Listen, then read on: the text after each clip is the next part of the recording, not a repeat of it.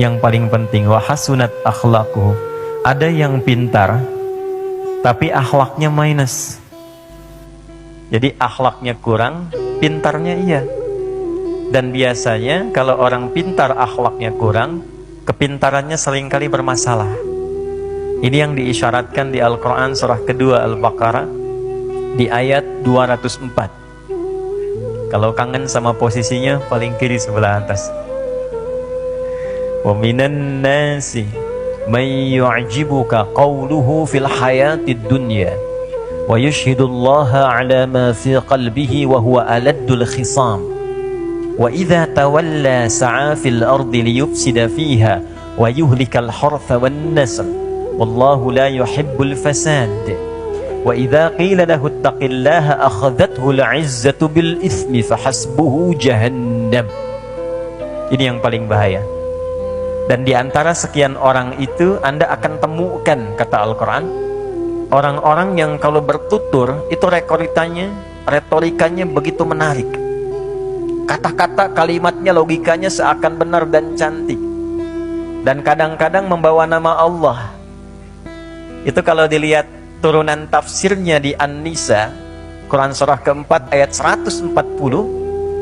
Jadi ia membawa ayat-ayat itu bukan untuk mendekatkan manusia kepada Allah, tapi justru mengkapitalisasi ayat itu untuk membawa kepada keinginan nafsunya. Waqad nazzala 'alaika fil kitabi.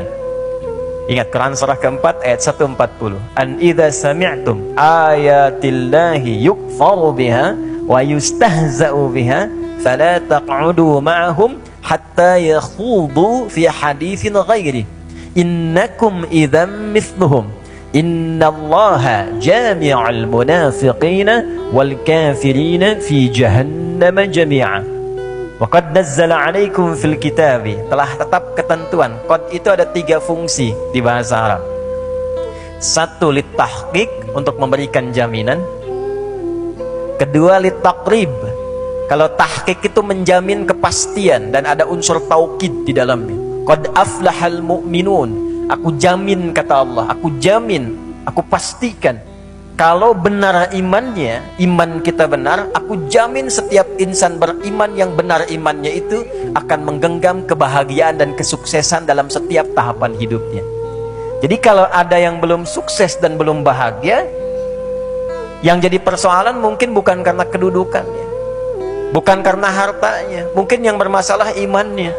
Karena jaminan Quran itu pakai kod. Ada yang kedua litaqrib, untuk mendekatkan. Qad qamatis salatu qad qamatis salah, iqamah. Sudah dekat waktu salat, sudah dekat waktu salat. Ayo siap-siap. Bagaimana siap-siapnya? Alladzina yadhunnuna annahum mulaqu rabbihim wa annahum ilaihi raji'un. Rasakan, ini mungkin salat terakhir yang kita tunaikan, kita akan menghadap Allah. Itu litaqrib.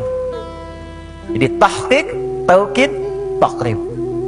Nah yang ini itu bisa berfungsi ketiganya.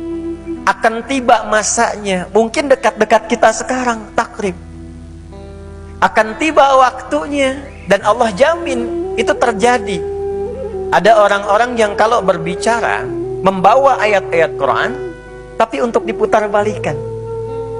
Membawa ayat-ayat Quran untuk diolok-olokkan. Tapi hebatnya dan dahsyatnya Quran ini yang mesti kita belajar. Sekarang banyak ilmu akhlak yang hilang. Jadi fikih hukumnya didahulukan, fikih akhlaknya jadi hilang. Itu bermasalah. Kata Al-Quran, kalau ditemukan yang seperti itu, Quran tidak mengatakan cela, balas, bikin hoax. Tidak. Sederhana sekali kata Quran itu. Fala taq'udu ma'ahum. Abaikan saja. Jangan disertai. Kalau menulis tidak harus dibaca. Kalau ceramah tidak harus diikuti. Isolasi dulu. Dan tujuannya mulia sekali. Allah selalu memberi kesempatan untuk kembali pada perbuatan apapun, bahkan yang tidak disukai. Kenal Firaun? Tuh, kan masih ada yang kenal. Padahal 3 tahun saya sudah offline kan? Ya, online kemarin ya. Off dari kajian yang langsung. Kita online kurang lebih 3 tahun. Ini hari pertama. Dan malam pertama saya ada di Pusdai. Untuk offline. Takbir, nggak usah tepuk tangan. Alhamdulillah. Dan saya bahagia masih ada yang kenal Firaun di situ. Kenal di mana, Mas? Itu Firaun tuh Firaunnya tuh. Kan hobinya tuh bunuh orang. Dan bunuhnya nggak tanggung. Itu ditungguin dulu tuh. Sejak ibunda mengandung, ditunggu. Sudah menyiapkan, kalau baca kitab Al-Bidayah wan Nihayah. Ada 21 jilid Al-Bidayah wan Nihayah. 21 jilid karangan Imam Ibnu Katsir rahimahullah, yang tulis kitab Al-Quranul Azim, tafsir Al-Quranul Azim. Lihat di jilid yang kedua.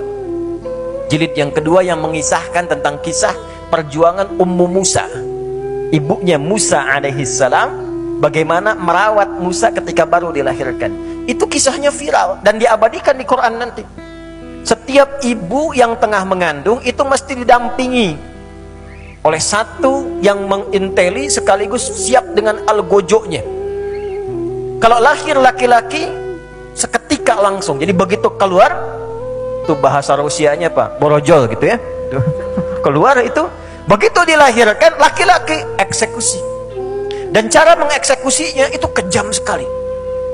Jadi menyembelih itu ada dua cara. Satu, berdiri dengan tidak dijatuhkan. Itu disebut nahara namanya. Nun, ha, dan ra. Fasalli li rabbika wanhar. Nahara itu menyembelih tapi hewannya nggak dijatuhkan. Seperti unta. Unta itu saat berdirinya begitu disembelihnya, nggak dijatuhkan dulu. Kalau dijatuhkan itu zabaha namanya. Zabaha.